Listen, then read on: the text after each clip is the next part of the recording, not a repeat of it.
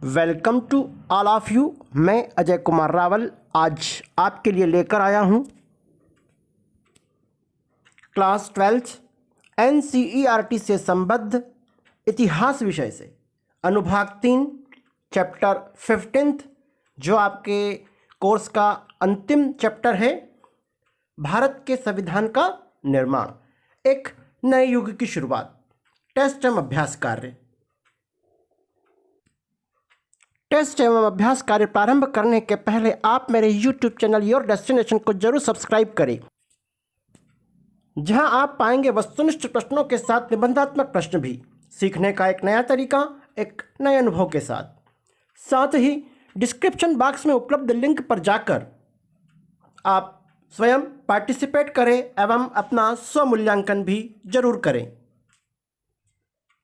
तो शुरू करते हैं क्लास 12 से अनुभाग 3 चैप्टर 15 भारत के संविधान का निर्माण, एक नए युग की शुरुआत।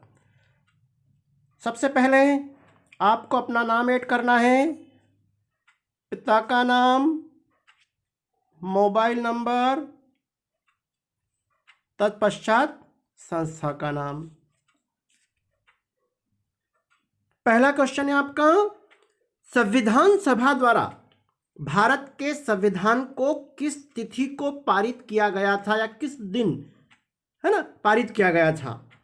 अक्टूबर 1946, 13 दिसंबर 1946, 26 नवंबर 1949 या 26 जनवरी 1950? तो इसका राइट आंसर है 26 जनवरी 1949 को पारित किया गया था। फीडबैक में आप देख पा रहे हैं, यहाँ पर आपको बता दूं, संविधान सभा की जो स्थापना हुई थी वह अक्टूबर 1946 के कैबिनेट के अंतर्गत की गई थी। ओके, संविधान सभा में लगभग 300 सदस्य थे। ठीक, अब एक ऑप्शन था आपका 15 अगस्त 1947। तो 15 अगस्त 1947 को हमारा देश आज़ाद हुआ था, आप सब जानते हैं।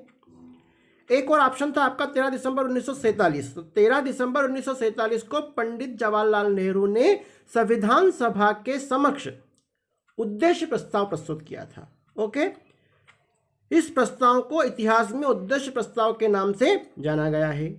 इस उद्देश्य प्रस्ताव में क्या बतलाया गया, यह भी आपका एक क्वेश्चन बन सकता है, तो आप इसको जरूर राइट डाउन करिएगा। इस उद्देश्य प्रस्ताव में यह बताया गया है कि स्वतंत्र भारत के संविधान के मूल आदर्शों की रूपरेखा को प्रस्तुत किया गया, जिसके अनुसार संविधान निर्माण के कार्य को आगे बढ़ाया जाएगा और सबके हितों का ध्यान भी रखा जाएगा। ये उद्देश्य प्रस्ताव पंडित जवाहरलाल नेहरू जी ने 13 दिसंबर 1947 को अपने उद्बोधन में कहा था, जो इतिहास में उद्देश्य प्रस्ताव के नाम से जाना गया। अगला था ऑप्शन आपका 26 नवंबर 1949 ईस्वी को संविधान सभा ने औपचारिक रूप से भारत के संविधान को पारित किया। जो आपका क्वेश्चन था उसका राइट आंसर है 26 नवंबर 1949 ईस्वी को संविधान सभा ने औपचारिक रूप से भारत के संविधान को पारित किया था। अब पारित किया था और लागू करने में थोड़ा सा अंतर है। जो समिति बनी थी, है ना, संविधान सभा की, उन्होंने इसको पारित कर दिया था, सरकार को सौंप दिया था 26 नवंबर 1949 ईस्वी को, लेकिन उसको भारत सरकार ने लागू किया था। एक और ऑप्शन था आपका 26 जनवरी 1950 को। तो यहाँ पर बच्चे बहुत सारे कंफ्यूज होते हैं, आप बिल्कुल क्लियर कर लीजिएगा। संविधान सभा पारित हुआ था 26 नवंबर 1949 को और उसे लागू किया गया था 26 जनवरी 1950 ईस्वी को। अब 2 महीने इंतजार क्यों करना पड़ा, इसके पीछे का भी एक इतिहास है जो आपको यहाँ पर बतलाया गया है। भारत के संविधान को भारत सरकार ने 26 जनवरी 1950 ईस्वी को लागू किया, तब से 26 जनवरी को हम गणतंत्र दिवस के रूप में मनाते हैं। अब जब देश आज़ाद नहीं हुआ था, है ना, और 1929 ईस्वी के लाहौर अधिवेशन में पंडित जवाहरलाल नेहरू की अध्यक्षता में यह निर्णय लिया गया था कि प्रत्येक 26 जनवरी के दिन स्वतंत्रता दिवस मनाया जाएगा और हमारा झंडा फहराया जाएगा। ये निर्णय जवाहरलाल नेहरू की अध्यक्षता में लाहौर अधिवेशन में लिया गया था। ओके, तो तब से 26 जनवरी को हम स्वतंत्रता दिवस मनाते थे। अब हमें स्वतंत्रता मिल गई 15 अगस्त को, है ना, तो 15 अगस्त से हम स्वतंत्रता दिवस मनाने लग गए। तो अभी 26 जनवरी को अमर बनाने के लिए, ताकि लोग इसको भूले नहीं, इसलिए इस दिन 26 जनवरी के दिन ही संविधान या गणतंत्र दिवस मनाया जाने लगा और इसी दिन संविधान को पारित किया गया। ओके, बहुत महत्वपूर्ण क्वेश्चन है ये, कहीं ना कहीं आपकी परीक्षा से संबंधित तो है ही सही, यूं भी आप जनरल नॉलेज के हिसाब से भी इसको जरूर याद रखिएगा। नेक्स्ट क्वेश्चन है आपका, 11 दिसंबर 1946 ईस्वी की बैठक में संविधान सभा का स्थायी अध्यक्ष किसे चुना गया? डॉक्टर राजेंद्र प्रसाद, डॉक्टर भीमराव अंबेडकर, पंडित जवाहरलाल नेहरू या सरदार वल्लभ भाई पटेल? तो इसका राइट आंसर है डॉक्टर राजेंद्र प्रसाद जी को चुना गया था। यहां पर जितने भी ऑप्शन थे आपको विकल्प दे रखे थे उन सबके बारे में बतलाया गया है। तो पहले राजेंद्र प्रसाद जी का ऑप्शन था। तो 11 दिसंबर 1946 ईस्वी को संविधान सभा की बैठक में डॉक्टर राजेंद्र प्रसाद जी को संविधान सभा का अध्यक्ष निर्वाचित किया गया था। आप स्वतंत्र भारत के पहले राष्ट्रपति बने थे। आपको यह भी पता होना चाहिए कि आप स्वतंत्र भारत के पहले राष्ट्रपति बने थे। संविधान सभा की जो पहली बैठक हुई थी, यहां पर एक महत्वपूर्ण जानकारी अलग से आपको दी गई है, तो आप इसको भी राइट डाउन करिएगा। संविधान सभा की पहली बैठक 9 दिसंबर 1946 ईस्वी को हुई थी, डॉक्टर सच्चिदानंद सिन्हा की अध्यक्षता में हुई थी। ठीक है, फिर 11 दिसंबर 1946 को जो संविधान सभा की बैठक हुई उसमें डॉक्टर राजेंद्र प्रसाद जी को स्थायी अध्यक्ष चुन लिया गया था। ओके, एक और ऑप्शन था आपका डॉक्टर भीमराव अंबेडकर।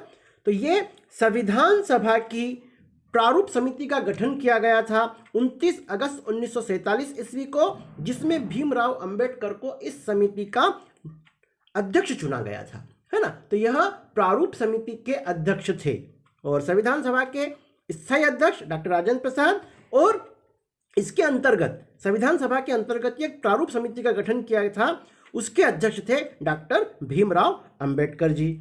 इस समिति के अध्यक्ष चुने गए और इन्हें संविधान निर्माता के रूप में भी जाना जाता है और यह स्वतंत्र भारत के पहले विधि मंत्री थे, है ना, कानून मंत्री जिसे हम कहते हैं, यह पद इन्होंने ग्रहण किया था।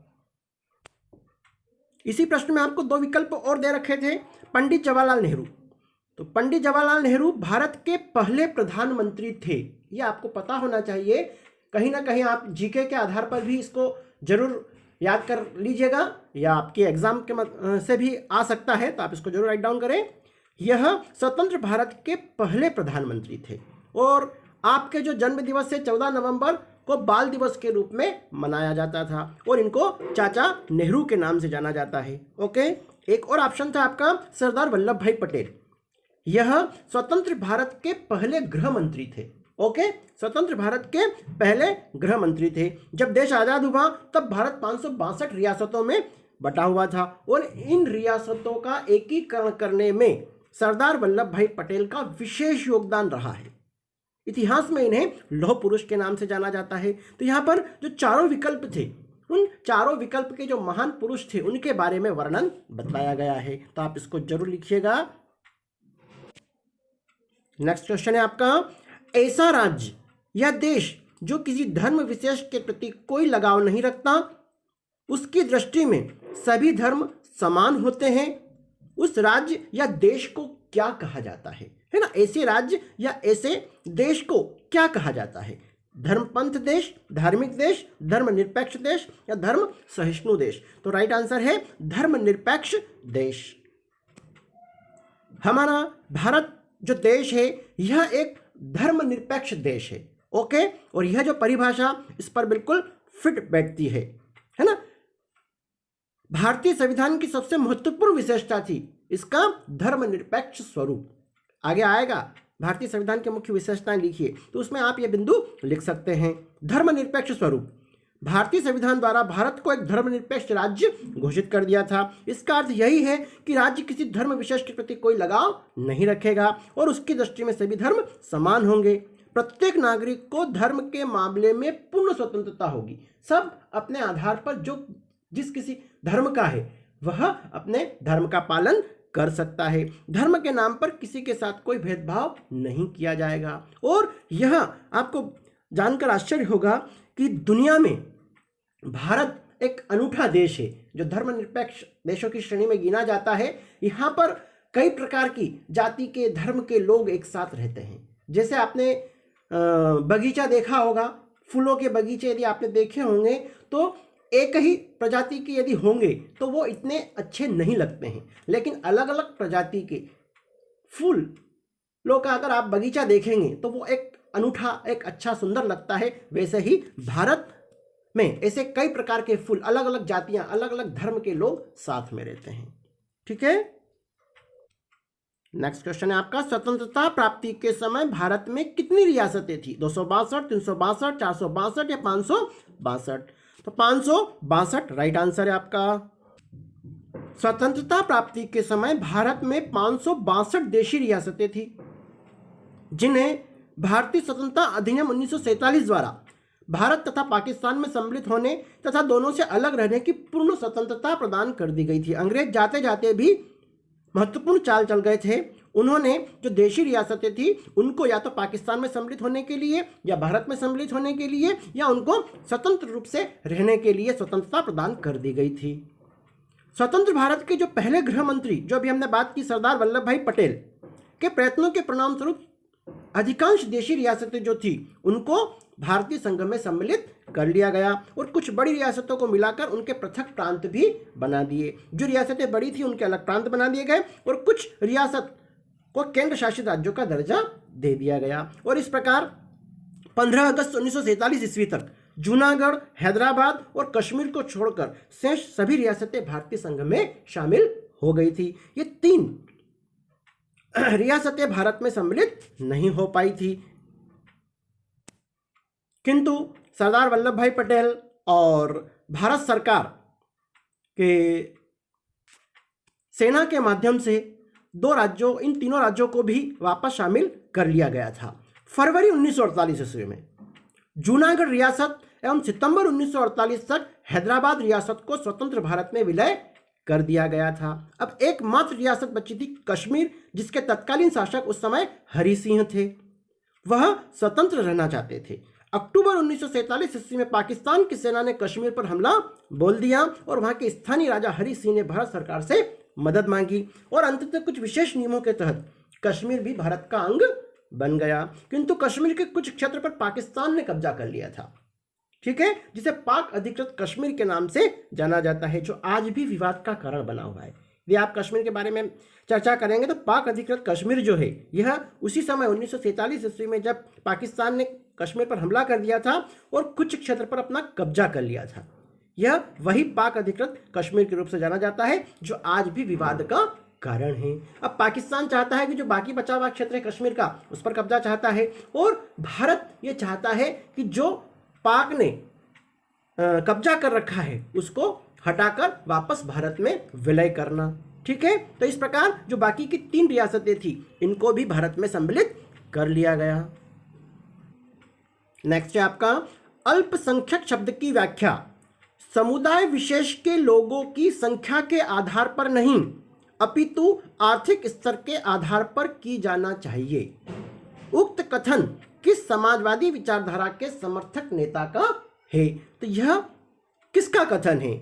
पीजी रंगा, एनजी रंगा, गोविंद वल्लभ पंत या जयपाल सिंह? तो इसका राइट आंसर है एनजी रंगा ने यह बयान दिया था कि अल्पसंख्यक शब्द की जो उन्होंने व्याख्या बताई थी कि समुदाय विशेष के लोगों की संख्या के आधार पर नहीं अपितु आर्थिक स्तर के आधार पर होना चाहिए, और यही अल्पसंख्यक की व्याख्या उन्होंने की थी। जैसा कि आप फीडबैक में देख पा रहे हैं, इसको जरूर राइट डाउन कर लीजिएगा। एनजी रंगा, गोगिनेनी रंगा नायकुलू इनका पूरा नाम था। इन्होंने ही कहा था कि अल्पसंख्यक शब्द की व्याख्या आर्थिक मानदंडों के आधार पर की जाना चाहिए। उनकी दृष्टि में वास्तविक अल्पसंख्यक गरीब और दबे कुचले लोग हैं। या किसी जाति विशेष के लिए उन्होंने अल्पसंख्यक शब्द की व्याख्या नहीं की थी। अगला क्वेश्चन है आपका, भारतीय संविधान में हिंदी को किस भाषा का दर्जा दिया गया? राजभाषा का, राष्ट्रभाषा का, उक्त दोनों या उक्त दोनों गलत? तो इसका राइट आंसर है राजभाषा का दर्जा दिया गया था। भारतीय संविधान में हिंदी को राजभाषा का दर्जा दिया गया है। राष्ट्रभाषा का दर्जा किसी भी भाषा को नहीं दिया गया। केंद्र सरकार ने आधिकारिक रूप से हिंदी और अंग्रेजी भाषा को अपने कार्यों के लिए चुना था। अब भारतीय संविधान में जो अनुसूची 8 है, उस अनुसूची 8 में भाषाओं के बारे में जानकारी दी गई है। फिलहाल यदि हम बात करें आज वर्तमान की, तो 22 आधिकारिक भाषाएं हैं हमारे यहाँ पर। हिंदी, असमी, उर्दू, कन्नड़, कश्मीरी, कोंकणी, मैथिली, मलयालम, मणिपुरी, मराठी, नेपाली, ओडिया, पंजाबी, संस्कृत, संतली, सिंधी, तमिल, तेलुगु, बोडो, डोगरी, बंगाली और गुजराती। ये अधिकृत 22 भाषाएं हैं जो राजकाज के लिए स्थानीय स्तर पर प्रयोग की जाती है। हर राज्य की अपनी एक राजभाषा होती है और एक उसकी सहायक भाषा भी होती है। तो अलग अलग राज्यों ने अलग अलग अपनी सहायक भाषा रख रखी है। अब जो क्वेश्चन शुरू हो रहे हैं आपके वस्तुनिष्ठ प्रश्नों के साथ निबंधात्मक प्रश्न आपके तैयार होंगे। निर्देश में आपको बता रखा है एक या एक से अधिक या सभी विकल्प आपके सही हो सकते हैं। क्वेश्चन है आपका, महात्मा गांधी को ऐसा क्यों लगता था कि हिंदुस्तानी राष्ट्रभाषा होना चाहिए? अब हिंदुस्तानी जो भाषा थी यह हिंदी और उर्दू से मेल खाई हुई एक नई भाषा बनी थी जिसे हिंदुस्तानी भाषा कहा जाता था। और इसी हिंदुस्तानी भाषा को वह राष्ट्रभाषा क्यों बनाना चाहते थे, यहाँ पर कुछ कारण बता रखे हैं। आप देखिएगा, ये आपका निबंधात्मक क्वेश्चन तैयार हो रहा है। हिंदुस्तानी भाषा न तो संस्कृतनिष्ठ हिंदी होना चाहिए और न ही फारसी निष्ठ उर्दू, इन दोनों का सुंदर मिश्रण होना चाहिए। बिल्कुल महात्मा गांधी जी ने यही कहा था कि हिंदुस्तानी भाषा न तो संस्कृतनिष्ठ हिंदी, मतलब ज़्यादा क्लिष्ट नहीं होना चाहिए, संस्कृत के ज़्यादा शब्द इसमें इस्तेमाल नहीं किया जाना चाहिए, और न ही फारसी निष्ठ, और इसमें जो उर्दू से संबंधित थी तो फारसी भी इसमें ज़्यादा हावी नहीं होना चाहिए। इन दोनों का सुंदर मिश्रण होना चाहिए। ओके, दूसरा बिंदु आपको बता रखा है, विदेशी भाषाओं के ऐसे शब्द लेने में कोई हर्ज नहीं जो हमारी राष्ट्रभाषा में अच्छी तरह और आसानी से घुल मिल सकते हैं। इस प्रकार हमारी राष्ट्रीय भाषा एक समृद्ध शक्तिशाली भाषा होना चाहिए। बिल्कुल, यह भी बिंदु सही है आपका। बहुसांस्कृतिक भाषा हिंदुस्तानी विभिन्न समुदायों के बीच संचार की एक आदर्श भाषा हो सकती है। उनका ऐसा मानना था कि बहुसांस्कृतिक भाषा जो हिंदुस्तानी विभिन्न समुदायों के बीच संचार की एक आदर्श भाषा हो सकती है, यही भाषा सबको अपनाना चाहिए। हिंदू और मुस्लिम लोगों को तथा उत्तर व दक्षिण के लोगों को आपस में समान रूप से यह भाषा ही एकजुट कर सकती है ना। हिंदू मुसलमानों को जोड़ने के लिए तो भाषा सही सिद्ध हो सकती है। साथ ही उत्तर व दक्षिण के लोग जो अलग अलग स्थानीय भाषाएं बोलते हैं उनके लिए भी यह भाषा ज़्यादा अच्छी रहेगी। इसलिए उन्होंने राष्ट्रभाषा बनाने के लिए इस प्रकार के तर्क दिए थे। तो उक्त सभी बिंदु आपके सही हैं। अगला क्वेश्चन है आपका, भारतीय संविधान की प्रमुख विशेषताएं कौन कौन सी है? तो लिखित एवं विशाल संविधान। बिल्कुल, भारतीय संविधान की प्रमुख विशेषता है कि यह विश्व का सबसे लंबा संविधान है जो लिखित संविधान है। ओके, दूसरा है आपका संघीय शासन की स्थापना। बिल्कुल, भारतीय संविधान की एक प्रमुख विशेषता है उसका संघीय स्वरूप। अब संघीय स्वरूप से तात्पर्य है भारत को अलग अलग राज्यों में बांटा गया है जो एक संघ के रूप में काम करता है। ठीक है, तीसरा बिंदु है आपका स्वतंत्र न्यायपालिका। तो ये भी एक महत्वपूर्ण विशेषता है। भारतीय संविधान की महत्वपूर्ण विशेषताओं में स्वतंत्र न्यायपालिका की व्यवस्था की गई है। न्यायपालिका विधायिका और कार्यपालिका से स्वतंत्र है। ओके, न्यायपालिका जो है यह विधायिका और कार्यपालिका से स्वतंत्र है। ठीक है, और भारत का जो सर्वोच्च न्यायालय है वो संविधान के रक्षक और संरक्षक के रूप में कार्य करता है। ठीक है, और भारत का जो सर्वोच्च न्यायालय वो नई दिल्ली में स्थित है। एक और बिंदु महत्वपूर्ण है आपका मौलिक अधिकार। भारतीय संविधान में एक और महत्वपूर्ण विशेषता है कि यहाँ के नागरिकों को और उनकी उन्नति विकास के लिए उनके कुछ मौलिक अधिकार प्रदान किए गए हैं, है ना। जैसे समानता का अधिकार, स्वतंत्रता का अधिकार, शोषण से रक्षा का अधिकार, धार्मिक स्वतंत्रता का अधिकार, सांस्कृतिक एवं शिक्षा संबंधी अधिकार और संवैधानिक उपचारों का अधिकार। इस प्रकार मौलिक अधिकार प्रदान किए गए हैं इसके अंतर्गत। और एक और बिंदु है आपका संसदीय शासन प्रणाली। अब भारतीय संविधान में संसदीय शासन पद्धति की भी स्थापना की गई है। अब इस प्रणाली में क्या होता है, केंद्र में राष्ट्रपति और राज्यों में राज्यपाल शासन का संवैधानिक शक्तियां उनके पास होती है और वो संवैधानिक मुखिया होते हैं। ठीक है, तो ये आपको कुछ महत्वपूर्ण बिंदु बता रखे हैं। इसके अलावा भारतीय संविधान में कई प्रकार की और भी विशेषताएं, जैसे हमने अभी धर्मनिरपेक्ष राज्य के बारे में चर्चा की थी, मौलिक कर्तव्य भी है, वयस्क मताधिकारों वाला मैटर भी है, बहुत सारे हैं। तो आप ये मुख्य बिंदु यहाँ पर बतलाए गए हैं। आप चाहो तो वयस्क मताधिकार के बारे में भी लिख सकते हैं कि भारतीय संविधान में बिना किसी भेदभाव के प्रत्येक भारतीय नागरिक को जिसकी उम्र 18 वर्ष हो गई है उसको मतदान देने का अधिकार प्रदान किया गया है। ठीक है। नेक्स्ट क्वेश्चन है आपका, उद्देश्य प्रस्ताव में किन आदर्शों पर जोर दिया गया है ना। जो उद्देश्य प्रस्ताव में किन आदर्शों पर जोर दिया गया, आप सब जानते हैं उद्देश्य प्रस्ताव के बारे में हम चर्चा कर चुके हैं। पंडित जवाहरलाल नेहरू जी ने 13 दिसंबर 1946 ईस्वी को अपने उद्देश्य प्रस्ताव में है ना भारतीय गणराज्य की स्थापना की पर जोर दिया था और सभी के हितों का ध्यान रखने की बात कही गई थी। तो यहाँ पर जो बिंदु बतलाए गए हैं, भारत के नागरिकों को न्याय एवं समानता का आश्वासन दिया गया, बिल्कुल दिया गया। भारत के नागरिकों को उनकी स्वतंत्रता का, उनकी भावनाओं का ध्यान रखने का आश्वासन दिया गया, बिल्कुल। यह उद्देश्य प्रस्ताव में बातें कही गई थी।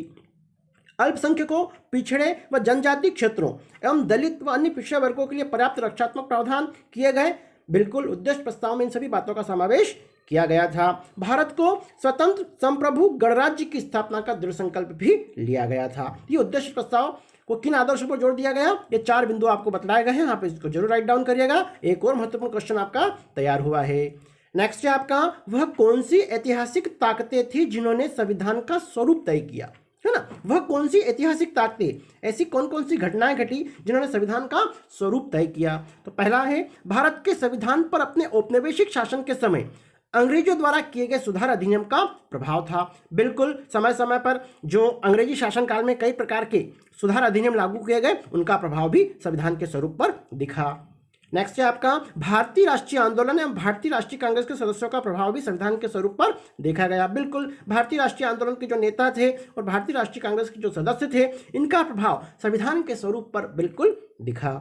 संविधान के स्वरूप निर्धारित करने में जनमत का बड़ा योगदान था, बिल्कुल। जनमत, जो लोग थे उनकी राय भी बहुत महत्वपूर्ण रूप से सामने आई, उसके परिणाम सामने जो संविधान के स्वरूप में आपको दिखाई देते हैं।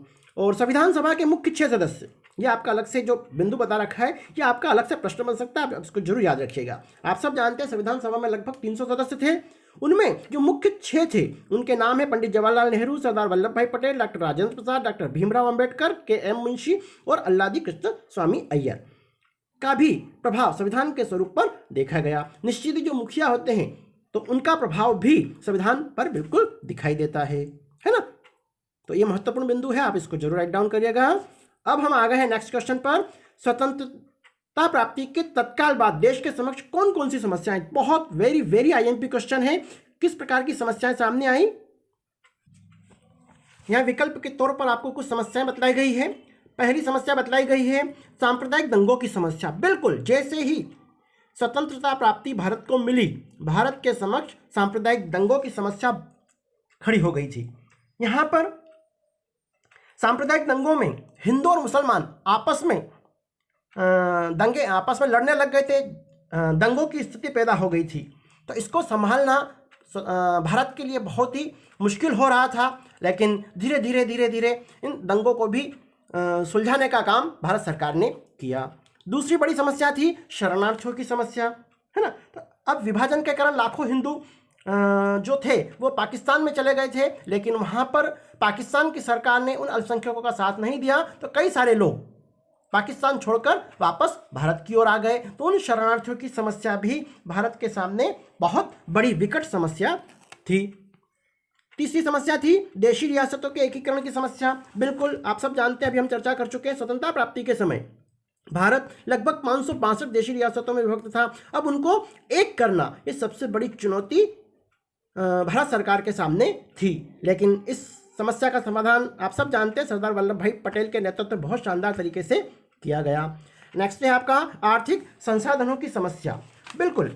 जब देश का विभाजन हुआ तो भारत को आर्थिक संसाधनों की कमी का सामना करना पड़ा। अब कमी का सामना क्यों करना पड़ा? क्योंकि जब विभाजन हुआ तो कई सारे उद्योग धंधे थे वो तो भारत में रह गए, लेकिन जो खेती और ये जो क्षेत्र था जहाँ पर कच्चा माल मिलता था, वह कच्चा माल वाला क्षेत्र ज़्यादातर पाकिस्तान में चला गया। इसलिए आर्थिक संसाधनों की कमी आ गई और यह देश के सामने बहुत ही विकट समस्याएं थी। ठीक है, तो ये स्वतंत्रता प्राप्ति के तत्काल बाद देश में कौन कौन सी समस्या आई यहाँ पर बतलाया गया है। आप 2-2, 3-3 लाइन में इसको जरूर लिख दीजिएगा, एग्जाम में आए क्वेश्चन तो। नेक्स्ट है आपका दमित अर्थात दलित समूहों की सुरक्षा के पक्ष में किए गए निर्णयों की विवेचना कीजिए, है ना। दलित समूह, दमित भी कह सकते हैं, दलित भी कह सकते हैं, कि सुरक्षा के पक्ष में किए गए निर्णय, कौन कौन से निर्णय लिए गए। तो संविधान सभा द्वारा यह सुझाव दिया गया कि अस्पष्टता का उन्मूलन कर दिया जाए। आप सब जानते हैं पहले दलित समूहों को मंदिर मस्जिदों में नहीं जाने दिया जाता था और उनसे छुआछूत का व्यवहार किया जाता था, ठीक है। तो संविधान सभा में यह निर्णय लिया गया कि अस्पष्टता का उन्मूलन कर दिया जाए पूरी तरीके से। दूसरा है, हिंदू मंदिरों के द्वार सभी जातियों के लिए खोल दिए जाए, है ना। हिंदू मंदिरों में कई प्रकार ऐसे मंदिर थे जहाँ पर जो निम्न वर्ग के लोग थे उनको नहीं जाने दिया जाता था, है ना। तो ये एक कानून बना दिया गया और यह निर्णय लिया गया संविधान सभा के माध्यम से कि हिंदू मंदिरों के द्वार सभी जातियों के लिए खोल दिए जाएं। विधायकों और सरकारी नौकरियों में निचली जातियों के लिए आरक्षण की व्यवस्था की जाए। बिल्कुल, जो समाज से कटे हुए थे, जो निम्न वर्ग के लोग थे, उनको मुख्य धारा में जोड़ने के लिए आरक्षण की व्यवस्था की गई सरकारी नौकरियों निचली जातियों के लिए, ठीक है। और दलित जातियों के लिए पृथक निर्वाचन क्षेत्र की मांग को भी मान लिया गया, है ना। ये बिंदु आपका सही नहीं है, ओके। दलित समूहों की सुरक्षा के पक्ष में लिए गए निर्णय, ऊपर वाले जो 3 बिंदु वो सही है, लेकिन दलित जातियों के लिए पृथक निर्वाचन क्षेत्र की मांग को मान लिया गया, ये बिंदु आपका सही नहीं है। ये आप फीडबैक पे देख पा रहे हैं, प्रारंभिक 3 बिंदु सही है, चौथा बिंदु गलत है। ये सिर्फ मांग रखी गई थी जिस पर विचार नहीं किया गया, है ना। मांग तो रखी थी, लेकिन अब हम आ गए हैं सही जोड़ी पर। एक भाग में आपको दे रखा है वयस्क मताधिकार, संविधान सभा का गठन, प्रारूप समिति के अध्यक्ष, भारतीय संविधान लागू हुआ, भारतीय स्वतंत्रता दिवस और संविधान सभा के अध्यक्ष। तो और ऊपर वाले भाग में आपको डॉक्टर राजेंद्र प्रसाद 18 वर्ष, cabinet mission doctor Bhimrao Ambedkar 26 जनवरी 1950 और 15 अगस्त 1947। हम बात कर रहे हैं सबसे पहला ऑप्शन, पहला है आपका वयस्क मताधिकार। तो वयस्क मताधिकार भारत में 18 वर्ष के लोगों को मिल जाता है ना। जो 18 वर्ष पूर्ण कर चुके हैं उनको मताधिकार का प्रयोग कर सकते हैं। और यहाँ पर सभी को मताधिकार का प्रयोग है, चाहे वो निम्न वर्ग का हो, चाहे वह उच्च वर्ग का हो, चाहे वह गरीब हो, चाहे वो अमीर हो, सबको समान रूप से मत देने का अधिकार है, सरकार चुनने का अधिकार है। संविधान सभा का गठन, अब संविधान सभा का जो गठन हुआ था, यहाँ पर तारीख नहीं है, संविधान सभा का गठन कैबिनेट मिशन से संबंधित है, ओके। संविधान सभा का जो गठन वह कैबिनेट मिशन पर आधारित था। कैबिनेट मिशन में जो मुख्य प्रस्ताव जो दिए गए थे उसमें संविधान सभा के गठन की भी बात कही गई थी। प्रारूप समिति के अध्यक्ष जस्ट हम अभी चर्चा कर चुके हैं, प्रारूप समिति के अध्यक्ष डॉक्टर भीमराव अंबेडकर जी हैं। भारतीय संविधान लागू हुआ था, डेट आपको बताना है, 26 जनवरी 1950 ईस्वी को भारतीय संविधान लागू हुआ था। यहाँ पर आपको बता दूं, भारतीय संविधान लागू 26 जनवरी 1950 और भारतीय संविधान को पारित किया था 26 नवंबर 1949, ओके। भारत का स्वतंत्रता दिवस कब मनाया जाता है, सबको पता है, 15 अगस्त 1947 ईस्वी को। और लास्ट है आपका संविधान सभा के अध्यक्ष डॉक्टर राजेंद्र प्रसाद जी थे, ठीक है, स्थायी अध्यक्ष। अब हम आ गए हैं प्रश्न क्रमांक 14, जो अब आपका टेस्ट के क्वेश्चन आप हल कर चुके हैं। अब अभ्यास से संबंधित क्वेश्चन यहाँ पर बतलाए गए हैं। तो क्वेश्चन है आपका, संविधान सभा ने भाषा के विवाद को हल करने के लिए क्या रास्ता निकाला। बहुत ही महत्वपूर्ण क्वेश्चन है। जब संविधान सभा ने भाषा के विवाद को हल करने के लिए हिंदी समर्थकों तथा हिंदी विरोधियों के मध्य उत्पन्न हुए गतिरोध को समाप्त करने के लिए फार्मूला विकसित कर दिया था, है ना। हिंदी भाषी लोग हिंदी को राष्ट्रभाषा का दर्जा देना चाहते थे और बाकी के जो हिंदू विरोधी वाले जो थे, जो हिंदी को पसंद नहीं करते थे या हिंदी भाषी नहीं थे, इन दोनों के बीच गतिरोध को रोकने के लिए एक फार्मूला विकसित किया था। वो फार्मूला है, संविधान सभा की भाषा समिति का सुझाव था कि देवनागरी लिपि में लिखी हिंदी को भारत की राजकीय भाषा का दर्जा दे दिया जाए, किंतु समिति द्वारा इस फार्मूले की घोषणा नहीं की गई क्योंकि उनका विचार था कि हिंदी को राष्ट्रभाषा बनाने के लिए क्रमशः आगे बढ़ना चाहिए, है ना। उन्होंने राष्ट्रभाषा बनाने के लिए भी क्रमशः आगे बढ़ने का प्रयास, एक रास्ता रखा था। इस फार्मूले के अनुसार निश्चित कर दिया गया कि पहले 15 वर्षों तक सरकारी कार्यों में अंग्रेजी भाषा का प्रयोग जारी रखेगा, है ना। शुरुआत के जो 15 वर्ष थे उन 15 वर्षों में ही अंग्रेजी भाषा का प्रयोग जारी रखेगा और बाद में राष्ट्रभाषा के रूप में हिंदी को कर दिया जाएगा, लेकिन ऐसा निर्णय आज तक नहीं हो पाया। प्रत्येक प्रांत को अपनी सरकारी कार्यों के लिए एक क्षेत्रीय भाषा का चुनाव का अधिकार होगा, है ना। जो भी राज्य है, जो वहाँ की स्थानीय भाषा होती है, क्षेत्रीय भाषा होती है, उसको भी अधिकार होगा, वो उसकी राजकाज भाषा में इस्तेमाल कर सकता है। इस प्रकार संविधान सभा की भाषा समिति ने विभिन्न पक्षों की भावनाओं को संतुष्ट करने एवं सर्व सुविधायुक्त समाधान प्रस्तुत करने के उद्देश्य से हिंदी को राष्ट्रभाषा के स्थान पर राजभाषा घोषित किया गया। अब हम आ गए हैं हमारे टेस्ट ऑफ अभ्यास कार्य के अंतिम प्रश्न। विभिन्न समूह अल्पसंख्यक शब्द को किस तरह परिभाषित कर रहे थे? यह भी महत्वपूर्ण क्वेश्चन है आपका। अल्पसंख्यक शब्द की व्याख्या अलग अलग विद्वानों ने अलग अलग की है। कुछ समूह मुसलमानों को अल्पसंख्यक कह रहे थे क्योंकि इनकी संख्या हिंदुओं की अपेक्षा बहुत कम थी, है ना। जो जाति विशेष में कम होते हैं या धर्म विशेष में कम होते हैं उनको अल्पसंख्यक कहा जाता है। कुछ समूह दलित वर्ग को अल्पसंख्यक कह रहे थे, उनके हितों के लिए आरक्षण की मांग कर रहे थे। कुछ समूह ऐसे थे जो आदिवासियों को अल्पसंख्यक कह रहे थे और उनके हितों के लिए अलग निर्वाचन एवं आरक्षण की मांग कर रहे थे। कुछ समूह सिख को अल्पसंख्यक का दर्जा देने की मांग कर रहे थे।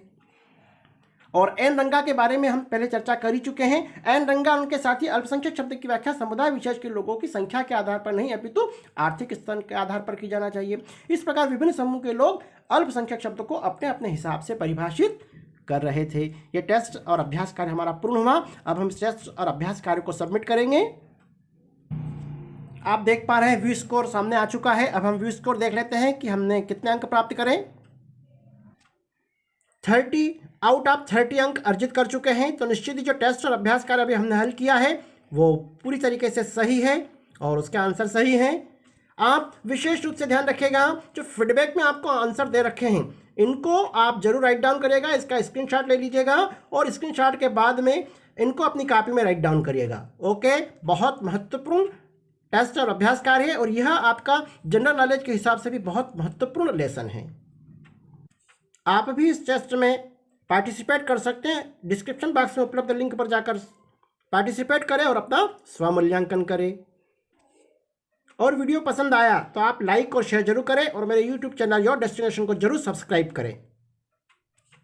आपके कोई सुझाव हो या कोई चीज़ समझ में नहीं आई हो तो मुझे कमेंट बॉक्स में जरूर बताएं। धन्यवाद। जय हिंद, जय भारत।